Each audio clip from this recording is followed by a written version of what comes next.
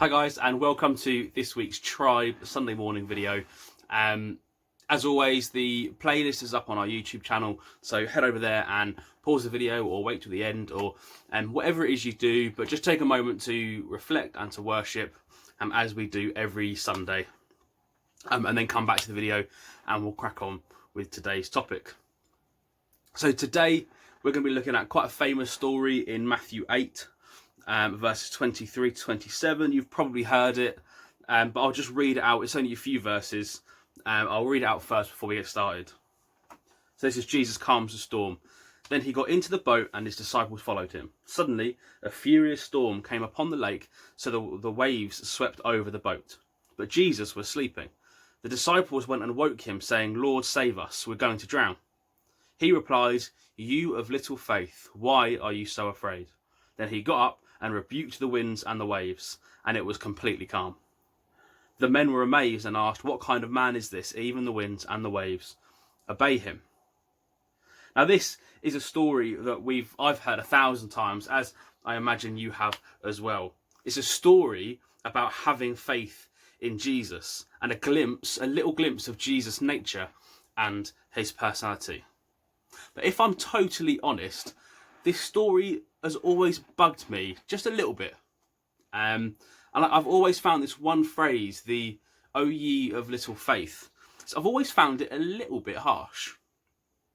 A lot of these people on the boat were fishermen and have been for their entire lives. So they knew how to sail these waters. And this wasn't just a little storm with a little bit of wind or a few waves. This was a mega storm on a lake that is famous for its mega storms and huge waves. So they would have exhausted all of the normal methods that they would have used as fishermen to get out of this storm. Their training as fishermen and everything they've learned since they were kids on the lake is telling them how dangerous this situation is. So I think it was a little bit justified that they were scared. And I think the disciples always got a bit of a bad rap here. A lot of the time we paint this picture in our heads of the disciples seeing one little wave or one little bit of wind, and they seem to panic and run around like headless chickens, and they're screaming like school children, and they run to Jesus and they beg him for help. But this isn't the case. They would have exhausted all of their normal methods to try and get out of this storm. And they would have got to the point where they thought there isn't a way out of this storm. And it's this point they would have seen Jesus asleep and then gone to wake him up and say, "Can you save us? Could you get us out of this storm?" And I always thought that actually asking Jesus for help suggested that they did have a faith in Jesus. It meant that when they got to that point, they went to Jesus because they recognised that he could get them out of this storm. So I just felt they got a bit of a bad rap in this story. So why does Jesus say, "You of little faith"? Well, if we go back to verse 18, it says, Jesus tells the disciples to go to the other side of the lake. He commanded them to get in the boat with him and take him to the other side of the lake. And Jesus' word is truth. Therefore, if Jesus says to the disciples, "Go to the other side of the lake," it's pretty guaranteed that you're going to the other side of the lake. In fact, Tim Ross, in one of his talks that he does from America, he says that when Jesus speaks, or Jesus' word, when he speaks it, becomes prophecy.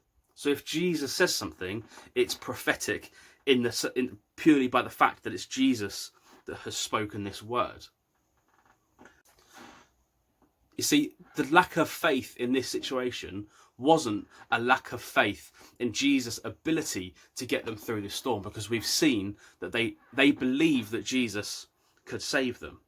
But here, the disciples seem to have a belief that what Jesus has previously spoken over their lives was now less true because of an earthly situation that has happened upon them. Their lack in faith was a belief that Jesus hadn't or wasn't able to foresee this storm when he said we were going to the other side of the lake. The disciples seemed to have a belief that the storm had changed or ruined Jesus' plans for getting to the other side of the lake. See, this is so comforting for us. And this is where the peace comes through in the story as well for us. That we can be sure that when Jesus speaks over our lives, or when God speaks to us, this is not depending on any earthly situation. It's not a, this is going to happen unless.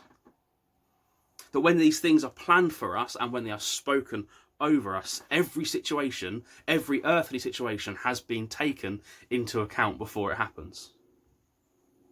Everything we could do, everything the world could throw at us has been taken into account.